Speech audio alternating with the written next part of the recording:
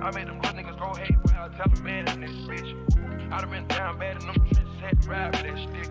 Who gave you pills, who gave that dust, Pluto sent you on the dick. Too many convicts, they rolled me to play in this shit. Crowd about nonsense, get old summer spreading this bitch. They had the counter like lighting it up, nigga, anybody can get it. I'm on a BJ lighting it up, backwood full of sticky. I'm tryna throw that Drake on London, and it's extended. They gotta stretch a nigga, how we gon' die for this shit? Yeah, I ride for my niggas, I lie to my bitch. We some poor, high class niggas made it, we rich. I was at the band though, got a penthouse for a closet. Ooh, it's like a shadow, feel on my neck, my bitch. Ooh, I got pink toes that talk different languages. Ooh, got rebellions in my blood, and burgers. $100 for the cheap spring on the nigga ring, a little bitch. I done flew one out to Spain to be in my domain, automata bitch. Dropped $3 on the ring, cause it's been a truck, little bitch. I was in the shop, serving cocaine, they ain't been the same since. That's by the time I call her Serena. I go tremendo for new fettuccine. All fat though, clear with the pinky. All fat though, water the beach. I'm in the loop with the boo, I'm in the loop with the woo. Which one you work? I put your face to the news, I put the puss on the shirt. After I murdered it, make go shoot up the hearse. Go smell quarter bird. Niggas birthday, you a maniac, a fucking alien. How you spurting, got that kitty cat, I'm having fun with that. Going Birkin. $100 for the cheap spring on the nigga ring, a little bitch. I done flew one out to Spain to be in my domain, automata bitch. Dropped $3 on the ring, cause it's been a truck, little bitch. I was in the shop, serving cocaine, they ain't been the same since. $100 for the cheap spring on the nigga ring, a little bitch. $100 for the cheap spring on the nigga ring, a little bitch. $100 for the cheap spring on the nigga ring, a little bitch. $100 for the spring. Working on a weekend like usual. Way off in the deep end like usual. Niggas swear they passed us, they doing too much. Haven't done my taxes, I'm too turned up.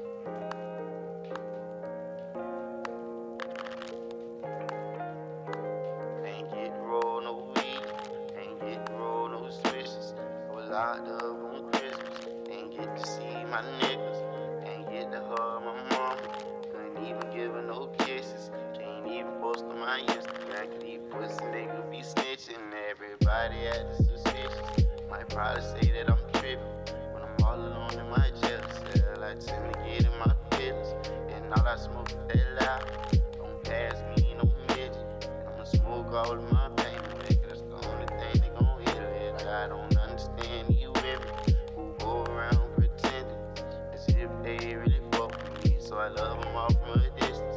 But the same bitch said she down the ride, be the main one who trickin'. Got Molly mix of promethazine, cause every time I wake up in the morning, I got murder on my mind. AK-47s, Mac, blocks and nines. And all these pussy niggas hatin', trying to knock me off my grind. But I can't let them do it, I got murder on my mind, bitch, I got murder on my mind. I got murder on my mind. I got murder on my mind. I got murder on my mind. I got murder on my mind. Yellow tape around his body, it's a fucking homicide. His face is on a t-shirt and his family's traumatized. I didn't even mean to shoot him, he just caught me by surprise. I reloaded my pistol, cocked it back and shot him twice. His body dropped down to the floor and he had teardrops in his eyes. He grabbed me by my hands and said he wasn't afraid to die. I told him it's too late, my friend, it's time to say goodbye. And he died inside my arms, blood all on my shirt. Wake up in the morning, I got murder on my mind. AK-47s, Mac, blocks and nines. And all these pussy niggas hatin', trying to knock me off my grind. But I can't let them do it, I got murder on my mind. Bitch, I got murder on my mind. I got murder on my mind. I got murder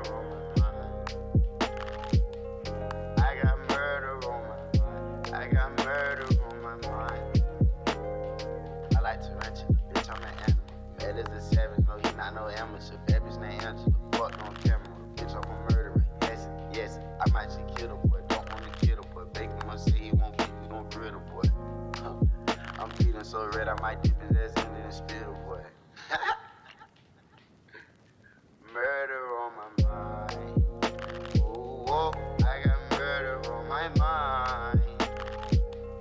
I got murder on my mind. I got murder on my mind. Wake up in the morning, I got murder on my mind.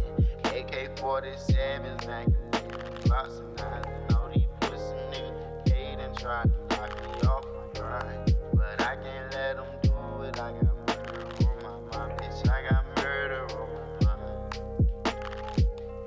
I got murder on my mind.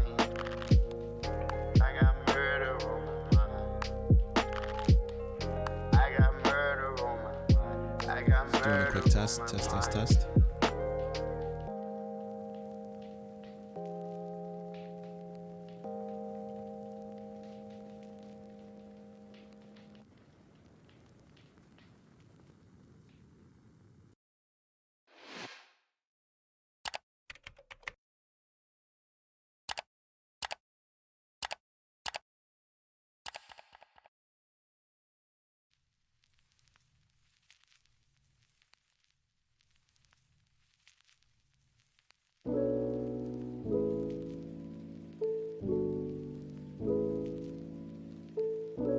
Pocket so fat, call me Orbit.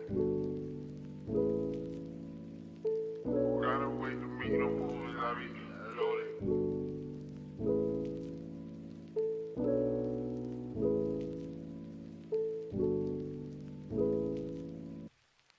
Ain't gotta wait to meet no moves, I be loaded. Why you watching nigga for this? I just told it. Still that same nigga in the front, but it's stolen. Ride sporty, I can sport, I can't control it. I'm doing fraud, got that bag, I'm transport. I got that bag, boy, nigga, like I'm transport. He shot the mystery, thought I was a repost it. I ain't posting his taters, I don't fuck with shorty. I be booting to the morning, PM to the morning. My little boy, wanna bag him, he's the one I'm rolling. Hold up, nigga, don't you owe me, yeah, you owe me, don't it? Back on my islands of adventure, how I stay rolling. Tryna diss me, I need you 6 feet. She say she miss me, she wanna kiss me. Damn, I'm so kiss me. Sam got me dizzy. Tell me I ain't shy, I keep that easy. I was spin bit, yeah, freaks me. What the lick read, come and lick me. Feet 12, I'm round in a 16. I be ballin' on you niggas out of this league. You gotta wait to meet no moves, I be loaded. Why you watching trigger for this? I just told it. Still that same nigga in the front, but it's stolen. Ride sporty, I can sport, I can't control it. I'm doing fraud, got that bag, I'm transport. I got that bag, boy, nigga, like I'm transport. He shot the mystery, thought I was a repost it. I ain't posting his taters, I don't fuck with shorty. Yeah, that Glock got it standing like an outlet. How you out shit? I ain't got you out yet. I'm so damn fly, I do not step. Yeah, I pop money and I pop checks. I don't know where I'm going, I'm just floating. My dog, I got a license, but he let me hold it. All these niggas phony, I do not condone it. I be going hell, I do not belong it. It's a cool that moment, yeah. Bought it cause I wanted it. I be on the corner, yeah. Fuck the law enforcement. Project baby got a stroller, but I keep pushing. Shout it up for me to choke her when I'm in that pussy. Ain't gotta wait to meet no moves, I be loaded. Why you watching trigger for this? I just told it. Still that same nigga in the front, but it's stolen. Ride sporty, I can sport, I can't control it. I'm doing fraud, got that bag, I'm transport. I got that bag, boy, nigga, like I'm transport. He shot the mystery, thought I was a repost it. I ain't posting his taters, I don't fuck with shorty.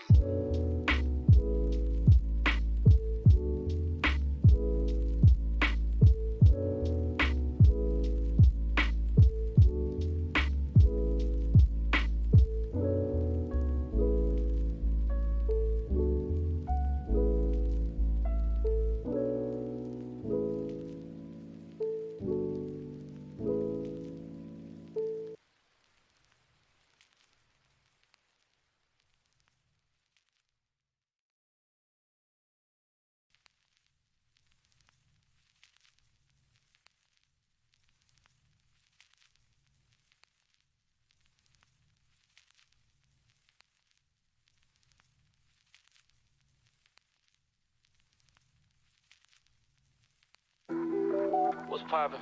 Brand new whip, just hopped in.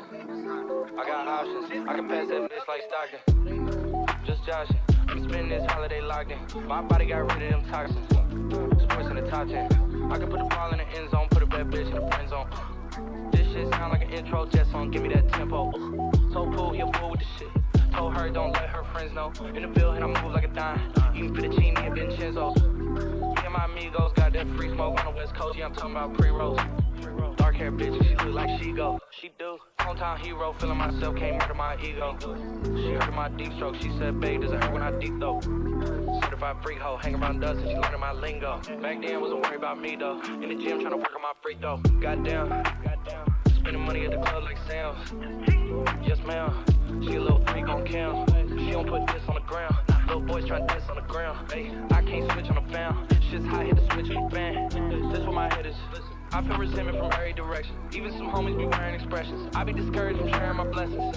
We used to share a connection. Now it just feels like it's wearing and stretching. I'm getting real sick of taking advice from people that never could stare at reflections. Somewhere in there is a lesson. Y'all ain't involved and it's very depressing. I'm at the club with the basketball team. Me and the Cardinals are sharing a section.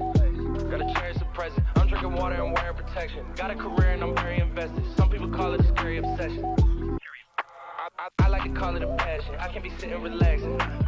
PG, we getting some traction. I'm at the venue, it's packed in.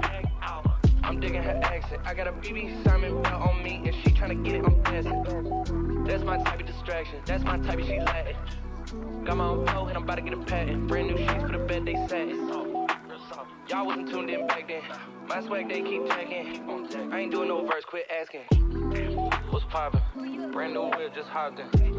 I got options, I can pass that bitch like Stockton. Just joshing, I'm spending this holiday locked in. My body got rid of them toxins. Sports in the top 10.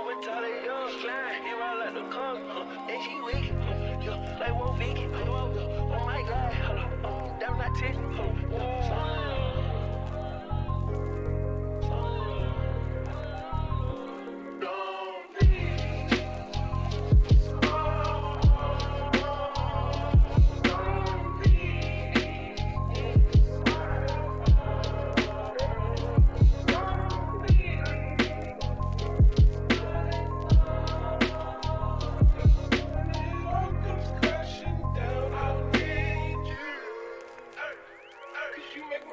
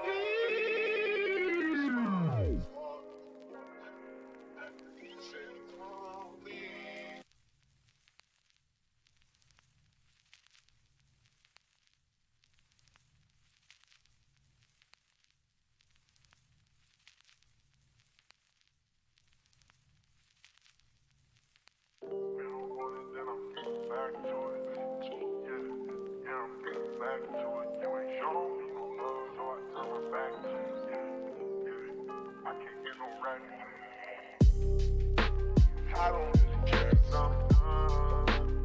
Don't run, I'm there's no emotion on my face 'cause I'm done. You see me everywhere you look, don't look at how to run. Get up, everything I said, messing with your head, messing with your head. I said everything I said, messing with your head, messing with your head, oh, messing with your head. I've been texting her all night, she know I was going wrong. She left me right on red, now I'm walking with my head down. I gotta keep my head high. I got a whole nother check, not talking AirPods. Rest in peace, my head. Ain't no hater, you we in the same with, but only difference is that you not own. I can just tell by the way that you're driving it. I pull up in that car just like it's stolen. Came a long way, came from the hallway. I can't stop, keep going. Yes, my life just feel like one long day. I just live in the moment. Coming out just when the sun down. My boys, they ruthless, they cool, then they really run down. I got paper cuts, I'm running down the bills, coming in bust down. Counting with my thumb down. Money make me numb now. I don't really care 'cause I'm done.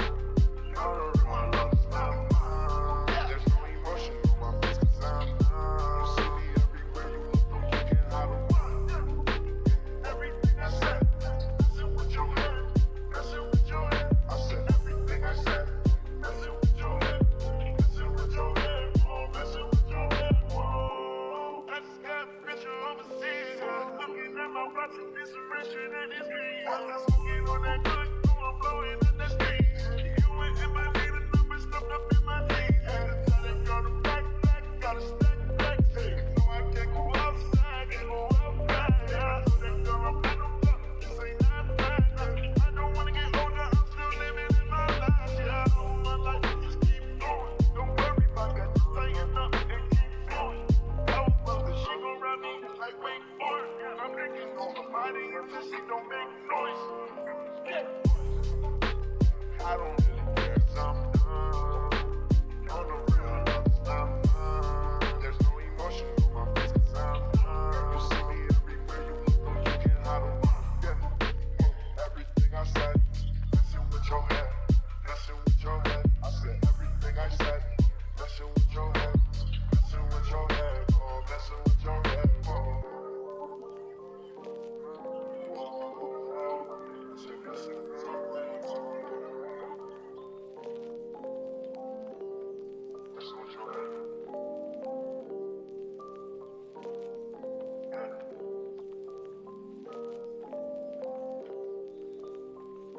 I don't really like that.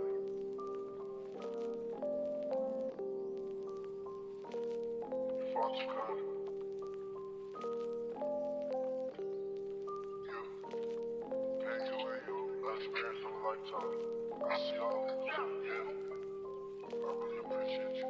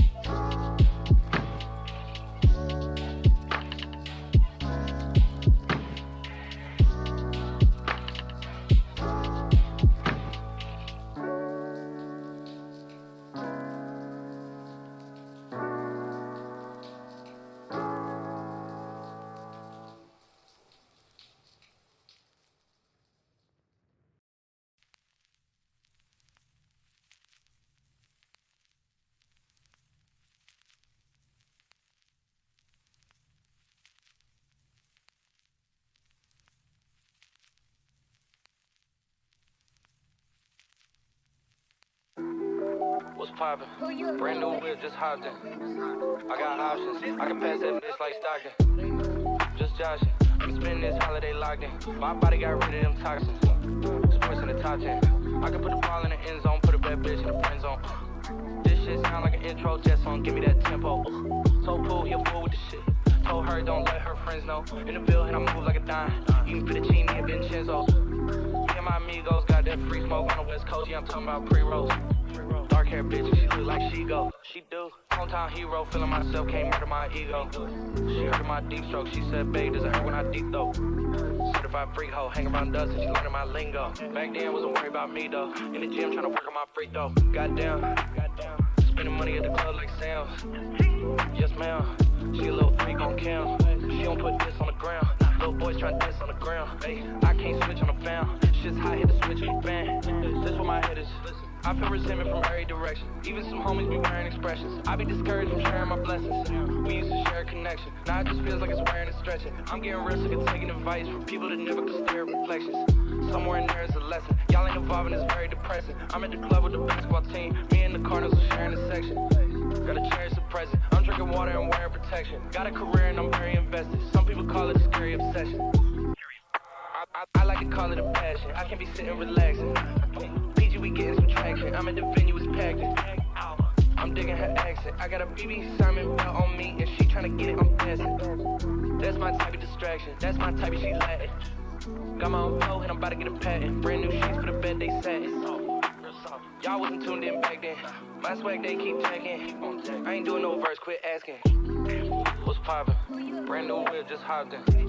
I got options, I can pass that bitch like Stockton. Just joshing, I'm spending this holiday locked in. My body got rid of them toxins. Sports in the top 10.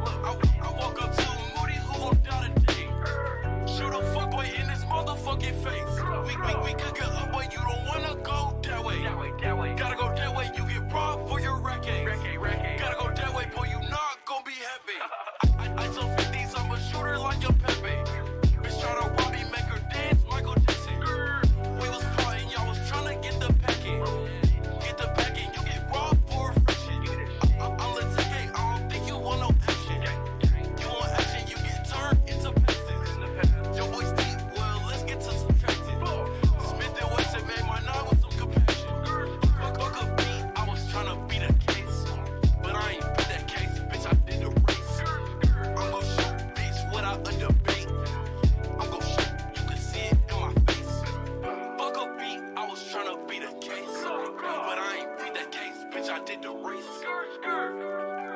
See it in my motherfucking face.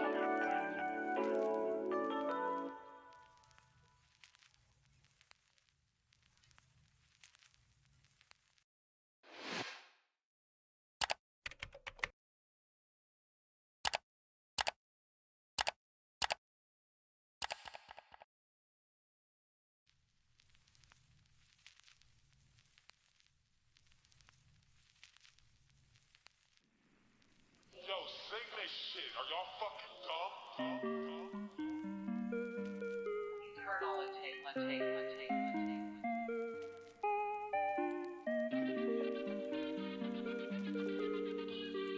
That girl, she got on my phone. I know that little girl that she got it, she do better. Are you serious?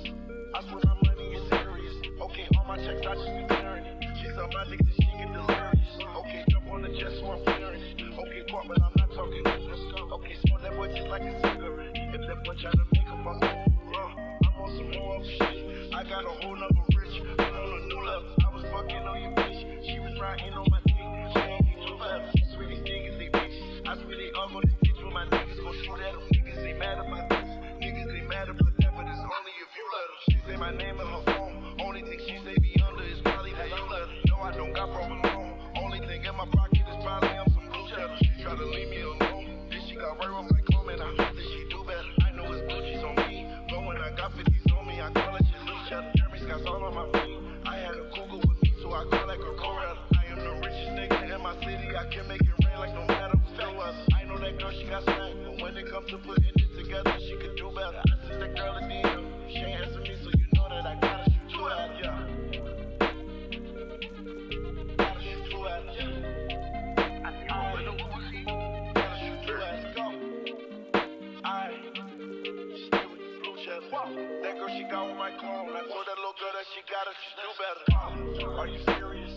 I swear my money is serious. Okay, all my checks, I just be clearing it. She's on my dick, so she get delirious. Okay, jump on the jet, so I'm clearing it. Okay, pop, but I'm not talking. Okay, smoke that boy just like a cigarette. If that boy try to make a fuck, they try to cut me down. But they say I'm too low. Turn me out. I said turn me on. Can I hear my phone? I ain't never been no fool. Do what I want, I'ma be your fool. I'ma take a dub, I'ma win. I ain't never been no type that nigga. Born like this, I ain't been no study. Everything I got, man, I got it in a hurry. If I love you, better say that you love me. And if I trust you, better say that you trust me. Step out the bag, look wild. I'm at the bank on the side of the run. I said I'm on the road, no kicking the style. I'm running through obstacles, I'm in the stop that. Told them my niggas just drop that. If you shoot first, we gon' pop it. Marshall on me, little nigga, that's not that. What you got on? First two made a nylon.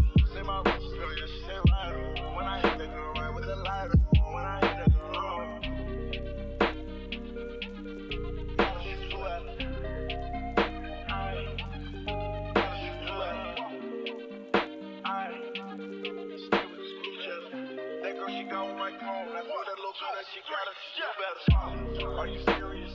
I swear my money is serious. Okay, all my checks, I just be clearing it. She's on my dick, so she get delirious. Okay, jump on the jet, so I'm clearing it. Okay, pop, but I'm not talking. Okay, smoke that boy just like a cigarette. If that boy try to make a fuck, little pussy hurt. Do. Thank you. Little pussy hurt. Leaves. Supposed to be staying still right now. Ready, set, go.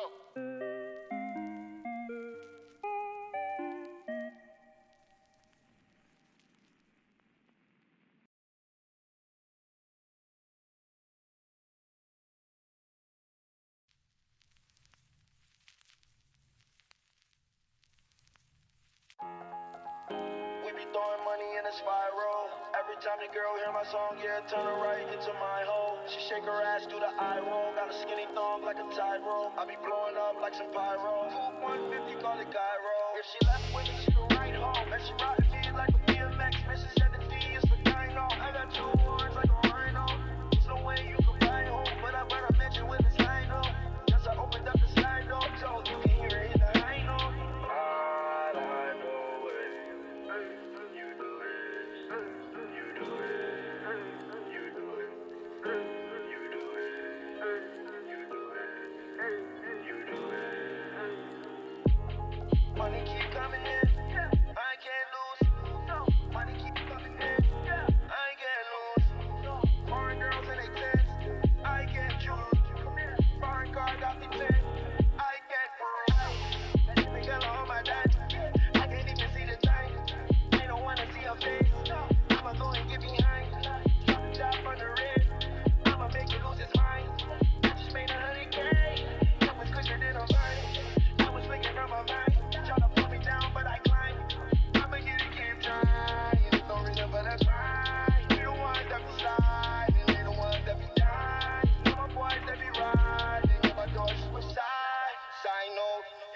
reach my goals.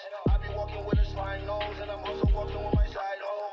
Only time I be walking when I'm on the moon, so I feel like Michael. I was talking to my little slime, that's a little lizard called a Geico. In reality, I'm 5 stand on my money now, 6'6". Hit her once, now she just missed. Can't fuck her sister, make her leak dick. 40 only make my hip dig. When I see her up, make the clip hit. Aiming at the stop, boy, you need a mop. Man, I'm going out with a vengeance. My pants, Ralph Simmons, my shoes, Rick. Young girl, did my tartar sauce, so she ate my dick like a fish stick. Hit it raw, yes, I am a dog. I don't do this shit for no image. All my diamonds, they be hitting hard. Try to play me, boy, that's a scrimmage. That nigga color on my dad. I can't even see the time. They don't wanna see her face. I'ma go and get behind. Drop the top on the red. I'ma make it lose his mind. I just made 100K. I was quicker than a vine. I was flicking from my mind. Trying to put me down, but I climbed. I'ma get it, keep trying. There's no reason for the grind. We the ones that be sliding, they the ones that be dying. My boys that be riding, yeah, my doors was shine. Just go any day now. Might be my time to get it from cake out. I frosted my diamonds, I'm eating the cake now. I stay on your stomach, love until you lay down. Eat it up, that shit just go any day now. I go my time to get it from cake out. Frosted my diamonds since I got the cake now. When you on your stomach, love you better lay down. I'm so up and I can't turn it down. They counted me out, my whole life turned around. Clean on my diamonds, you know I got rich. You know my boys coming, you wanted me bitch. That ain't that you waiting for, already spent it. When I'm on your feet, man, you know I'm gon' get it. We be throwing money in a spiral. Every time the girl hear my song, yeah, turn her right into my hole. She shake her ass through the eye roll. Got a skinny thong like a tie roll. I be blowing up like some pyro. Coupe 150, call it Cairo. That nigga color on my dad. I can't even see the time. They don't wanna see her face. I'ma go and get behind. Drop the top on the red. I'ma make it lose his mind. I just made 100K. I was quicker than a vine. I was flicking from my mind.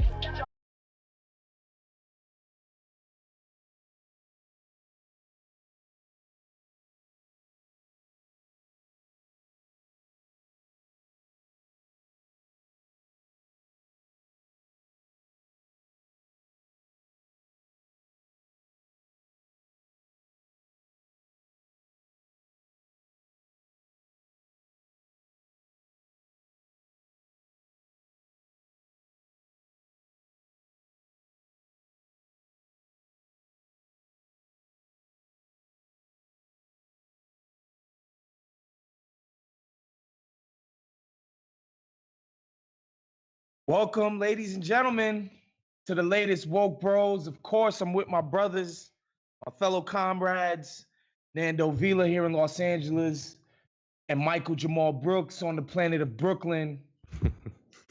Just another day, another Woke Bros. Tamar's naked in the background. Don't mind her. This is that thing she's wearing is like a nude-ish pink color. She's not actually naked, guys. She's committed to this. Not a free show. We had like 3 runs before. Yeah, she's committed to being naked on YouTube. Don't worry. That's cool. Yeah, trying to get us banned. But on today's show, like she was so much more. She was more tight about you getting drunk at the Michael Brooks Show live show than she is about this. People are fascinating. Yeah. Like everybody's got their different spots where they're loose, where they're loosey-goosey, where they're tight. I love it.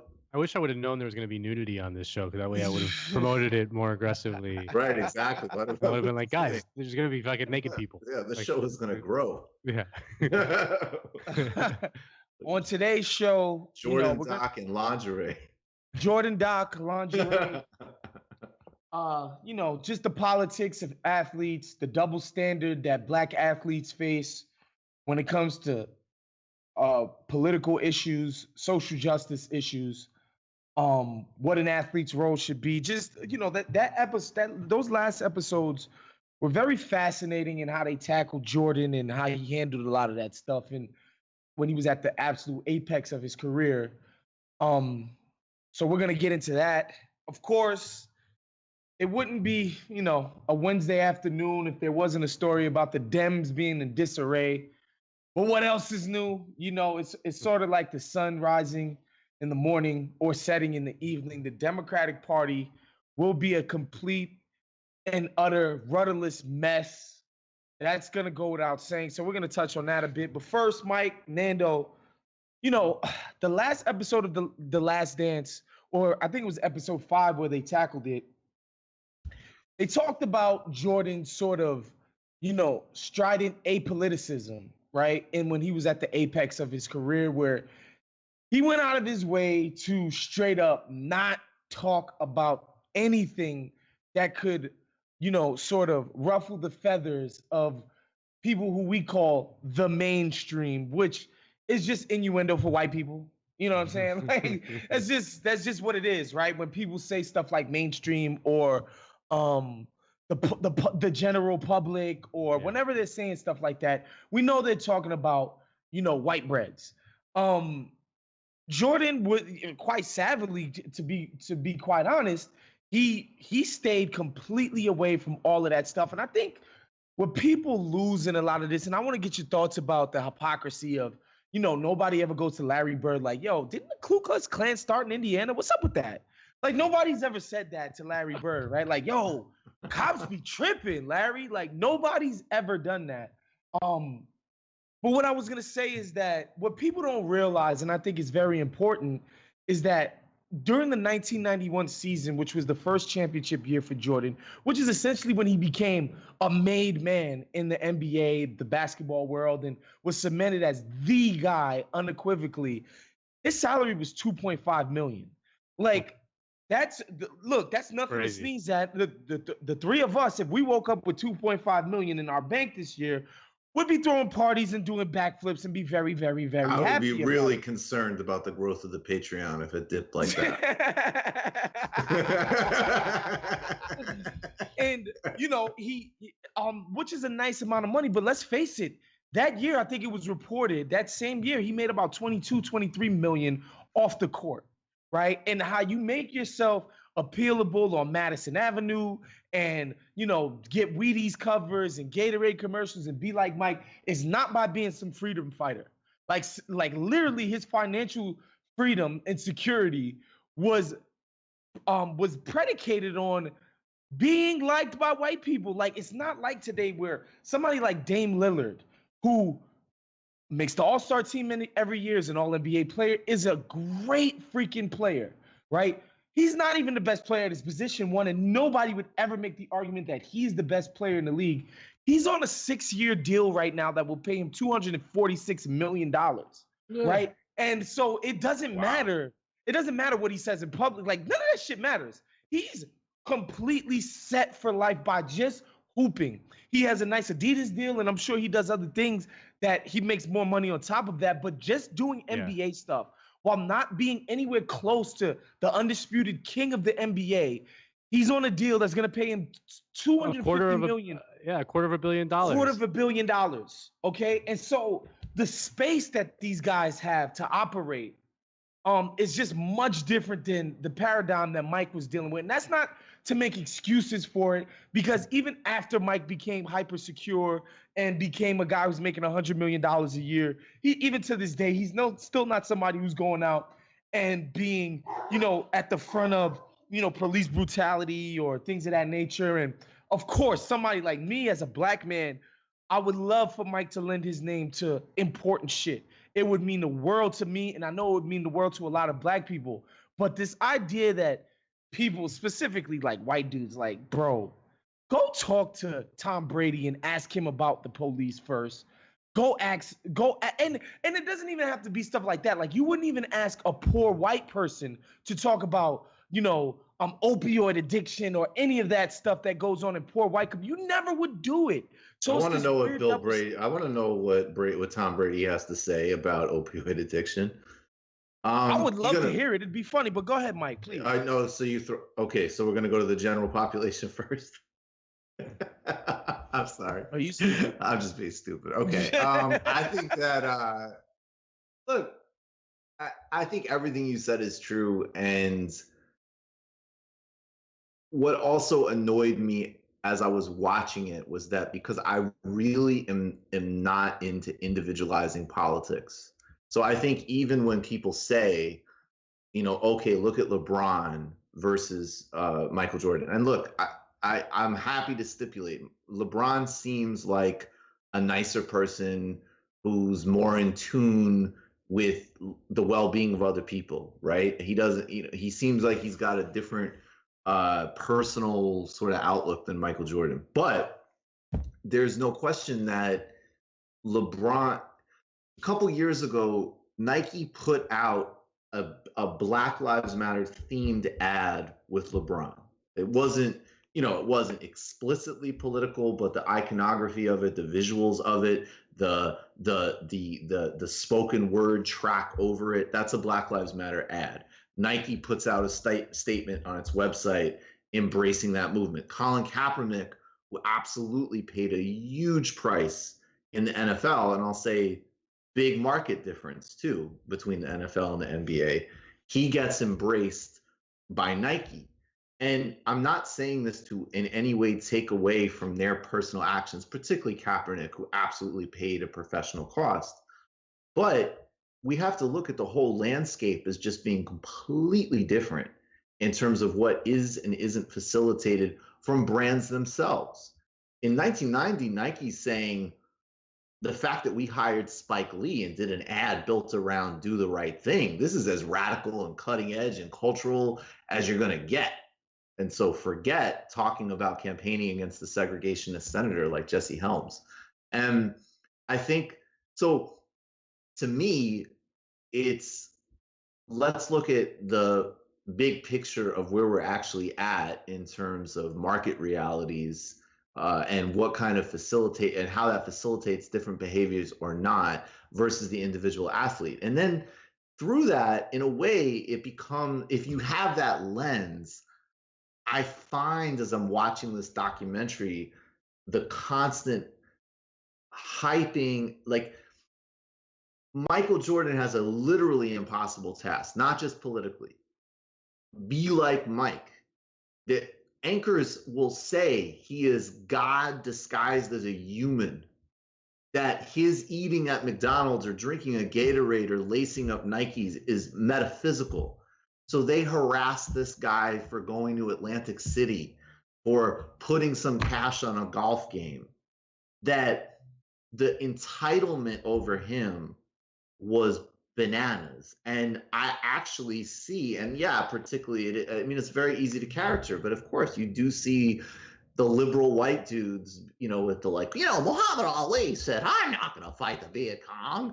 Like, okay, why is it that, to me, Michael Jordan is the perfect embodiment of that era's capitalism, including, by the way, what made it appealing. I mean, I say this as a critic. I think people who are critical of these things need to be much more honest about how fucking dynamic and appealing they are. And especially at that time, this guy is still one of the most powerful global brands in the world. And it was because his game was awesome and he had charisma. And if you want to look at the function he served in society in the 90s and critique it, cool. But getting into a morality tale about Michael Jordan personally, I think is embarrassing, and I think is, very conservative, actually. Well, you mentioned like the material realities of Jordan's salary vis-a-vis someone like LeBron, and more importantly, the adoption of something like Black Lives Matter as a brand or movement by a company like Nike, one of the biggest multinationals in the world. But when LeBron was asked about the China stuff, he didn't speak out. Like he was like, he played ball on the China stuff because there's just a different material reality around the China stuff, and the big companies are not willing to play that game. Like they'll tolerate Black Lives Matter because it may not threaten their bottom line in such a direct way. But the China stuff, LeBron was like, no, I'm not going there. I'm playing ball. Gotta protect the cheap slave labor. Oh yeah. Yeah, for sure. Sorry, go ahead. And the huge potential market, right? For like Chinese people buy LeBron jerseys too. Like to quote Michael Jordan in a way. Muhammad Ali was the only one willing to lose a title and money because of a commitment. Well, and his ability to compete. His ability to compete, his ability to make a living. And that is both what makes him amazing and exceptional, and also why he's a ridiculous metric to compare anybody to, because that's saying everybody needs to be basically a No, moral and leader at that level. And I don't think anybody wants to be insanity. held to that standard, frankly. And also, like, let's be clear here, and this is not to belittle Muhammad Ali's sacrifice in any way whatsoever, but like, he ain't want to go to war. People died in that war. Like, straight up and down. Like, the consequences here just don't even freaking compare, right? Like, straight up, like, I'm not going to go die fighting poor and oppressed people in some country I never even heard of until last week. Like, like, people need to appreciate the difference that we're talking about here. Yeah, it's not like just speaking out. It's literally like, yeah.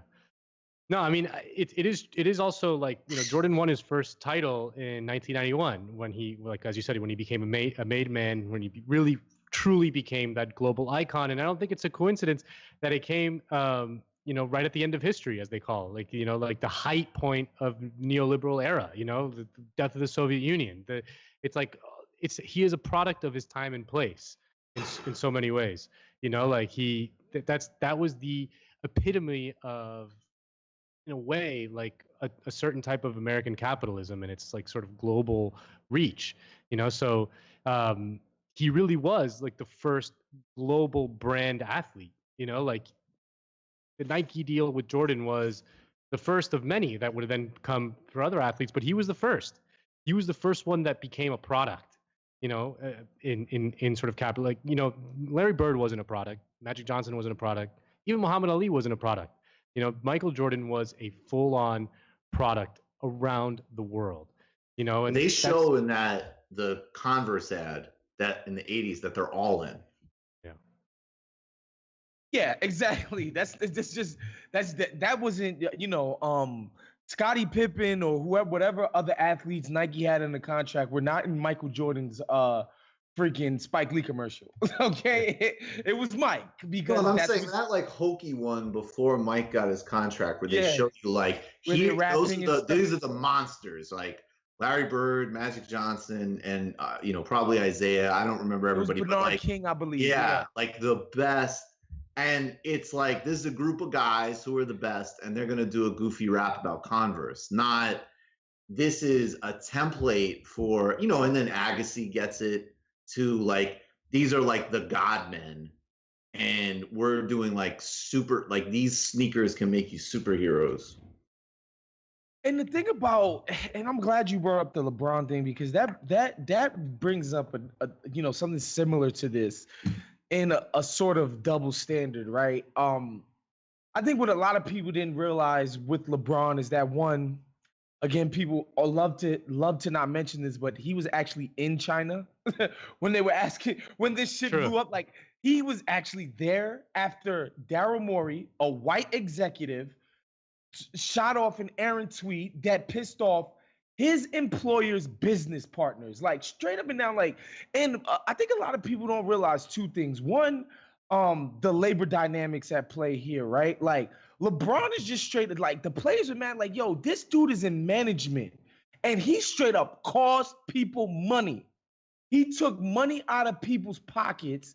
And, all you hear all the time as a player is, you're supposed to be protecting this, you're supposed to be protecting that, you're supposed to be protecting this interest. And the second you do something like a DUI, or you do whatever, and you get reprimanded for it, it's like, yo, we have a brand, we have a product we're trying to sell collectively. You're taking away from that by fucking up publicly, and you're going to cost people money. And that's sort of the thing. So a lot of it was players being like, yo, fuck this dude. Like, he's in management. He costs people real money. He needs to be dealt with. The second part that I like love hearing from white, quote unquote, woke media members is the idea that a black man should put his financial interests at jeopardy in order to defend American democracy. Are you out of your fucking mind, bro? Like just the thought of it, like the idea, like, no, you go be the human meat shield sacrifice, black man, for American democracy. Yeah. Wow. The ideals of American democracy. Like, people just completely miss that part. It's basically like, yo, LeBron, You lucky to have the money you had. You blessed. God, America's blessed you. Get out there and be a freaking show pony for American values right now because you spoke up when they fucking killed Trayvon Martin for no reason. Like, I don't even understand people half the time. One of the guys who comes off really well in the documentary to me is Phil Jackson. You know, like I think that a lot of sports fans in the U.S. and all over the world really, they don't really like it when the coach like kind of bends to the players or he's like they really don't like the players coach. Especially Like if they like they're so quick to turn on the players coach, right? And That's exactly love, like football, right? Yeah, they love like the tyrannical dictator leader guy who puts these guys in line because there's some sort of level of resentment towards the athletes in a weird way that exists, and they just want someone to just tell them what to do, you know. And Phil Jackson just like never bends to that, you know, like he never kowtows to that pressure, which is the easiest thing to do as a coach, right? Weirdly, it's the easiest thing to do as a coach. It's much harder to be a guy like Phil Jackson who like looks at a guy like Rodman and is like, no, you can go to Vegas for a couple of days, you know.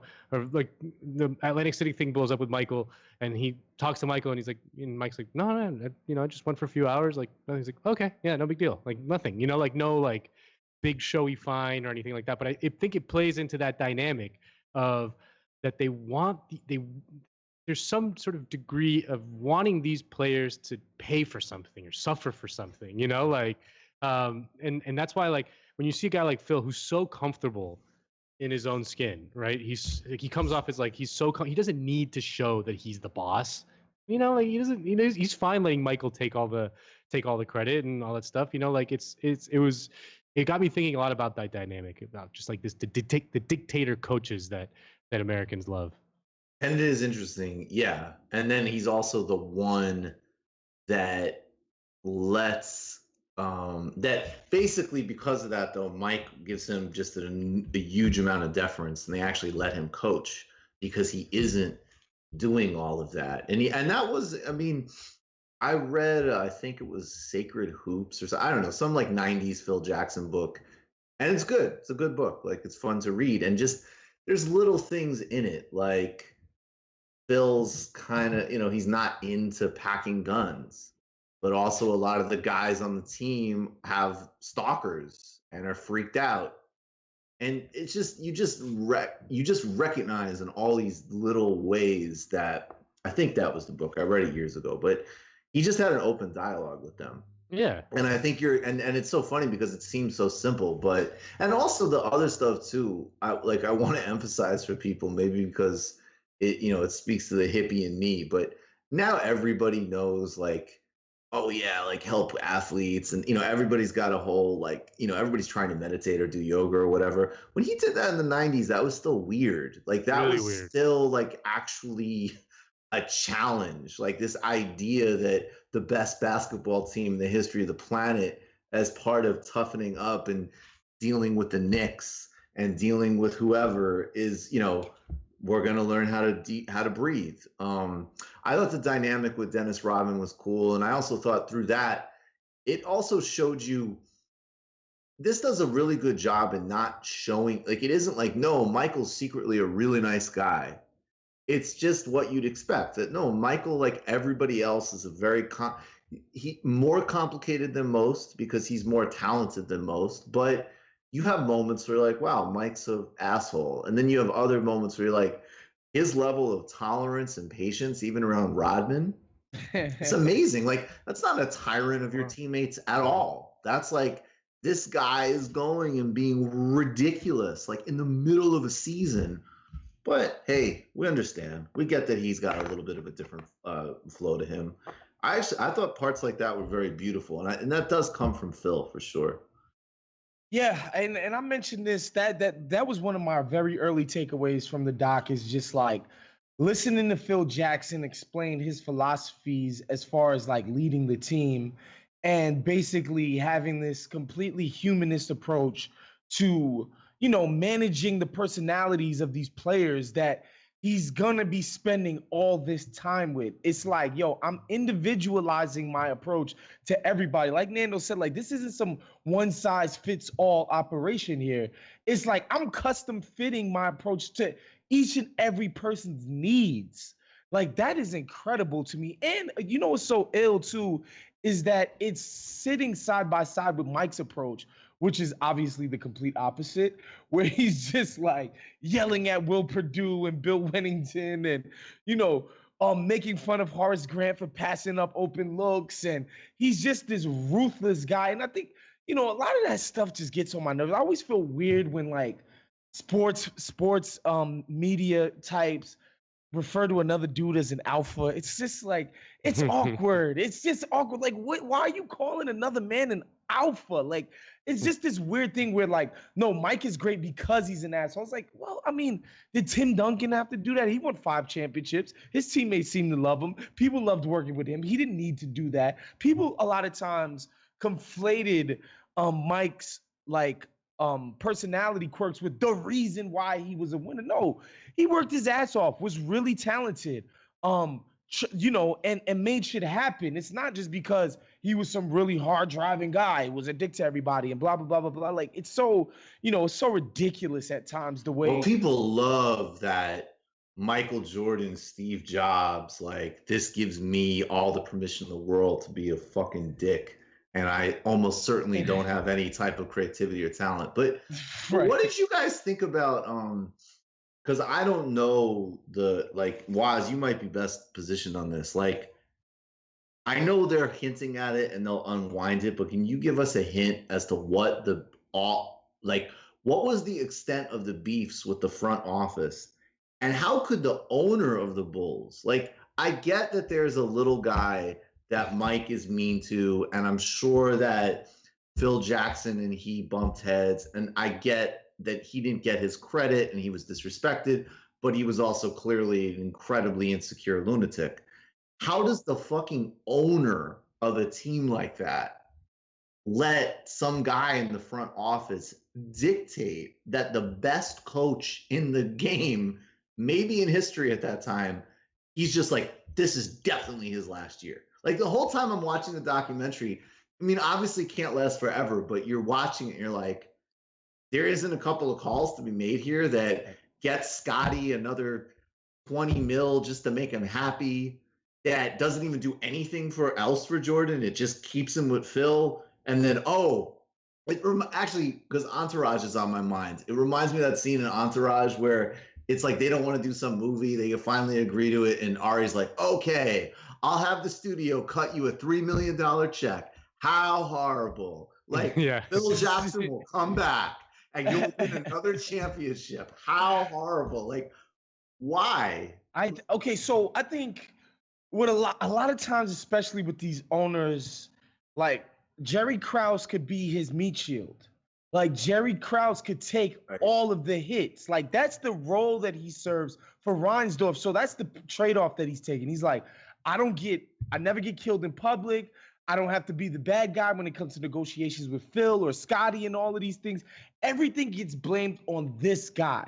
And he's willing to take it on the chin for me. And so but why? I don't know. I don't know. And like that's what owners like. They love it. Like, you see it even with Dolan. And ironically, it happened when he gives Phil Jackson a job, overpays him for a job that he absolutely didn't want. They begged this guy to take the job. He's like, no, I don't want to do it. I've never did front office shit. I don't want to do it. I will give you $60 million. All right. I mean, at this point, I have to take this freaking job. And he was bad at it, right? Because again, this is not something he ever wanted to do, but they offered him all this money, so he took it. And, you know, Dolan goes on Michael K's radio show, and he's like, what the hell do people want from me? I hired Phil freaking Jackson.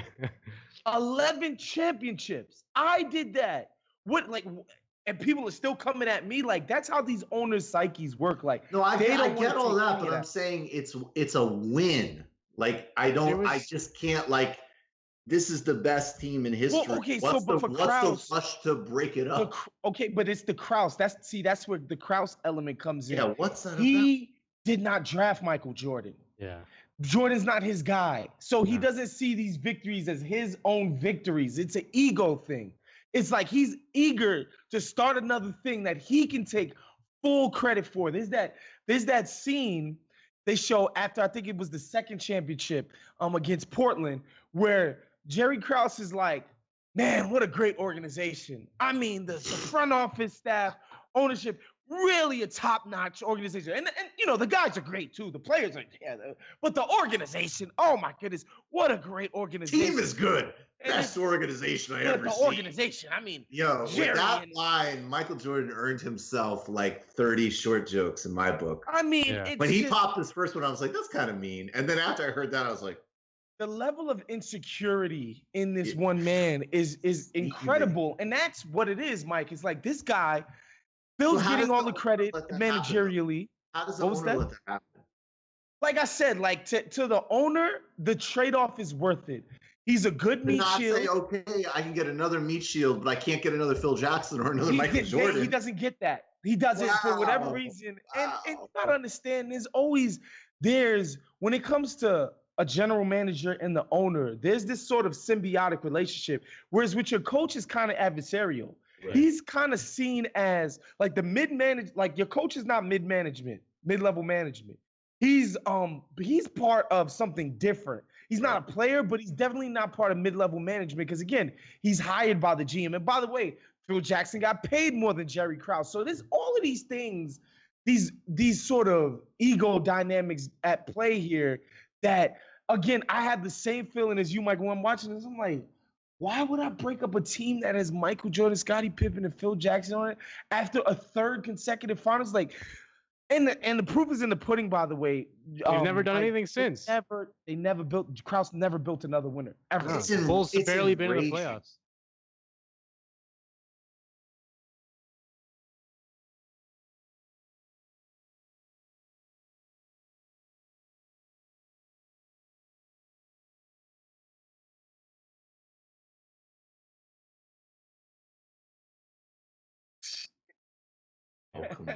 No, and the thing about owners is that they're owners. Like they, like they see it as their thing. Like they own this thing. And when a player gets, especially back then, like there's been a lot of change, I think, in the dynamic of how players have asserted their power, and I think people are becoming more comfortable with that, because they have to. But back then, that was not the case. Like you don't see the kind of things that you see now with like LeBron and all these guys, where they basically like do whatever the fuck they want, like back then that was not like that at all. Like as soon as a player got too big for anyone, they didn't like as long as they played ball and like respected the owner and all that stuff, like that's fine. But like if they were starting to question decisions or whatever, like that was a huge thing back then. No, I get all of it. A feeling of that like, these guys they think they're like, fucking Scottie Pippen's going to hold out on me for 2 months. I get how Scottie got into trouble. I mean, look, I understand that, but I guess what I'm saying is like from my egos use the little man as a buffer, but there is one part that as an owner, you think to yourself, I'm winning. Yeah. like that. That is I've seen it happen so many times though. I've seen it happen so many times, and it happens a lot with player coaches. Like they annoy owners. They hate when like, the owners hate it when their players do something bad and the coach doesn't reprimand them. They just hate that. It's like they're basically just like the rich version of the same bloated people watching at home. Then yeah, of course. Yeah, I mean, they're fans who got rich and now they have a plaything. I mean, of course, but still, like. Well, yeah, and also there was a degree of inevitability with the Bulls in the 90s that like, once they won the first one, they won every single one except for the 2 years that Michael was playing baseball. But so there was like a degree like of this is just the way it is. Like we win, I don't know. Like I remember that feeling as a fan. Yeah. I remember that feeling as a fan where there was such an inevitability that they were going to win. Like there was no question that they were going to win. And then you just get used to that, and then you don't realize that this shit like doesn't last forever. It's fragile. Everything is fragile when you're in the people business, right? Like you can't predict that, in 1989, I think Phil got hired. that eventually one day Jerry Krause is gonna resent him for doing the very thing that he got hired for, Right. which is to win them a championship. Like you can't predict these things, excuse me, before they happen. And I think that's why people are fascinated by sports. I know I'm not breaking new ground here, but I think a lot of it is the human intrigue, the just drama of it all, which this series is doing a fantastic job of like explaining to you the craziness happening behind the scene of one of the most famous American sports teams in the history of American sports. Anyway, we move on. I gotta just say, I'm ashamed at how much I like the Pistons.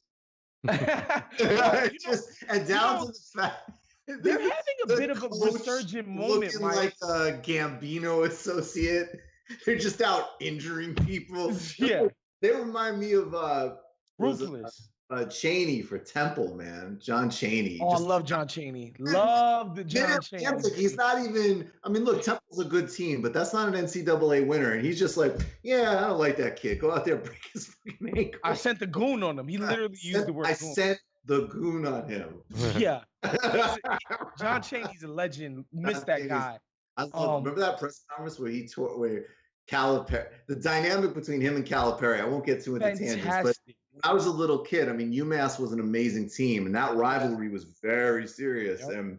And Calipari was like, he was kind of like, you could tell he was slick, but kind of full of shit.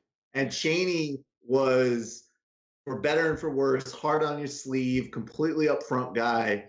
And there was this press conference one time where Calipari, he's just, he's in there, he's just like, yeah, I don't know, we got a good organization, we work with the other team, blah, blah. And Chaney just comes in the middle of, breaks up in the back room. He's like, you're full of fucking shit. You're a fucking liar. And Calipari's just like, oh, whoa. Whoa, hey, easy, cuzzo. Hey. Easy guy. You just knew, though, like, John Chaney's telling the truth. But anyway.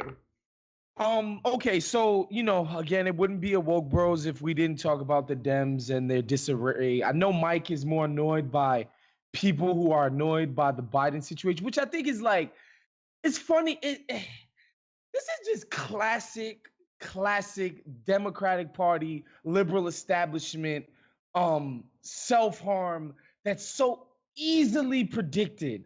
I remember. You should not be surprised by anything that these people do. Like, I see people go, I can't believe Elizabeth Warren. Stop. By the way, I remember, and I think Warren was one of the people telling Al Franken to quit too. And listen, 100%. I remember at the time when Al Franken, when that whole thing blew up about, by the way, I'm not trying to trivialize this woman's accusations of him, but this is like during the comedy tour that they're on, and it's like, what are we doing here? Okay, cool. But at the time, anybody with half a freaking brain, and we don't have to pretend like we're all Nostradamus and have foresight, but it's like, guys, if you're holding people to this standard, there is going to be a time where somebody you like, Elizabeth Warren, and all these other people who were doing it, is going to be held to this standard. This, like, you're barking like this. Who needs this? Who wants this? In a state like Minnesota that isn't exactly like some type of liberal bastion where he's really popular, I'm like, this is politics, guys. Like what they were doing was bad politics. Like you could moralize and be like, well, this is, that's bad morals. And shut up, dude. Like Al Franken should have never freaking quit. That was ridiculous. That was dumb. And now you paint yourself into this corner where you have to now defend the actions of Joe Biden publicly. And again, I don't think Joe Biden should drop out the race because of this. I don't. And I'm speaking to somebody who probably hates Joe Biden more than everybody on this call, right? Like I don't know about that. I literally There's a lot of hate. There's a lot of hate here. There's a lot of hate. But it's just like this is not cutting mustard. But again, the establishment just looks so nasty and discombobulated and just so sloppy in how they're handling this that people can't help but notice the seams, man. Like they're falling apart, Michael.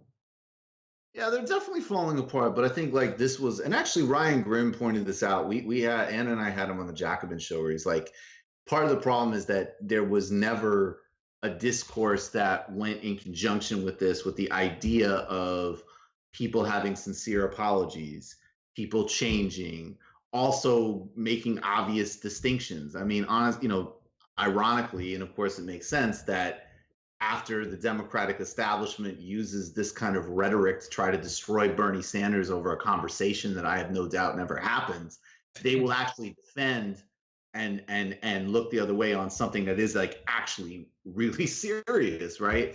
And so if you don't make distinctions between either, a thing that is a mistake and can be rectified, a thing that is context dependent and social mores have changed, and also have a roadmap for people to shift, then it becomes like a zero sum political instrument. But I will say that people who had more critical perspectives on this, like Heidi Matthews, she said this out of the gate. Like she knew exactly how this was going to be deployed politically. And I would just say, like, I would hope that on one hand, people would use this to have much more thoughtful, nuanced conversations about the topic in general, but then also see that when it comes to the Democratic establishment, to keep talking about, like, why aren't they doing, like, these are the same people, sometimes actually the same people who did like the nuts and sluts strategy with Bill Clinton.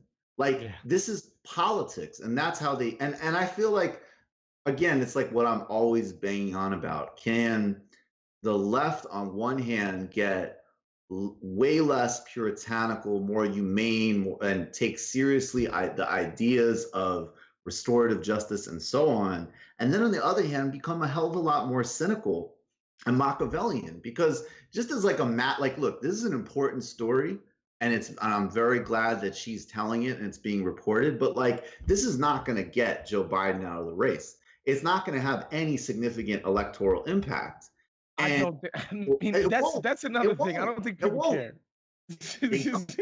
They don't. And the thing is that instead of banging on about, like, why isn't Elizabeth Warren doing X, or why isn't da da da da da, why don't you realize that this is instrumentalized in politics from the beginning, and this is exactly what they would do. And I would say, incidentally, there's a lot of things that, I mean, we're saying that, like, what we know that doesn't need to be reported at all is that Joe Biden was a point person for invading Iraq. That makes him an accessory to the deaths of millions of people. So yeah, people are going to make a lot of calculations about a lot of things. There was an article in Politico, I think it was today. It was either today or yesterday, that talked about kind of Joe Biden's brain trust and his inner circle, basically his team. And they're just like, they couldn't be like bigger fossils of like a different era, it seems like. And yet somehow he's the Democratic nominee, and he's got a decent shot to win. I don't think it's by any means a foregone conclusion that he's either going to win or lose. Like he's definitely got a decent shot. And it's just amazing to see how it just feels like, to me, like the end of a political era that started more or less 5 or 6 years ago, that was very dominated by activist-y sounding language deployed cynically to enforce and reinforce a status quo, but that actually a lot of people kind of bought into semi-genuinely. I think that's true. Like at the top, it was deployed cynically, but there was definitely a lot of people kind of out and about in media and stuff that kind of adopted that frame of thinking very earnestly. And this is just like, that shit's over. Like that shit is over with Biden. Like he doesn't have time for any of that shit. Like they don't even realize it's going on. It's like, it might as well be a different universe.